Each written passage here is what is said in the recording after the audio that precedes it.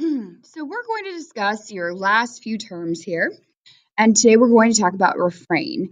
And you hear this a lot in music because poetry, again, is very musical. And refrain is a word, phrase, or line repeated regularly throughout a poem, and it usually comes at the end of a stanza.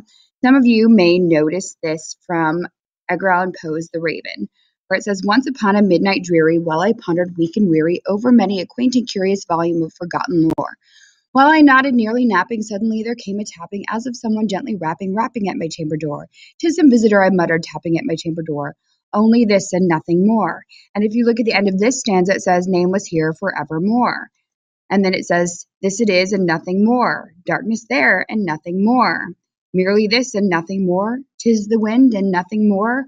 Perched and sat and nothing more. With such name as nevermore."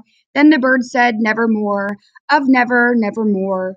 Meant and croaking, nevermore. She shall press nevermore." Quoth the raven, "Nevermore." Quoth the raven, "Nevermore." Quoth the raven, "Nevermore." Quoth the raven, "Nevermore." I think we can tell the refrain is nevermore.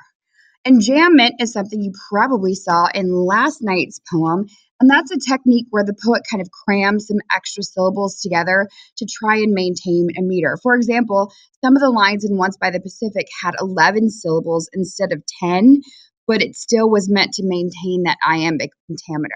So sometimes you'll see, like, I think it's trying to maintain a meter. It seems like there's a meter here, but there's an extra syllable in some of these lines, and that's because those syllables are meant to be kind of smoosh together. That's the technical word there, smoosh. And it's called enjambment.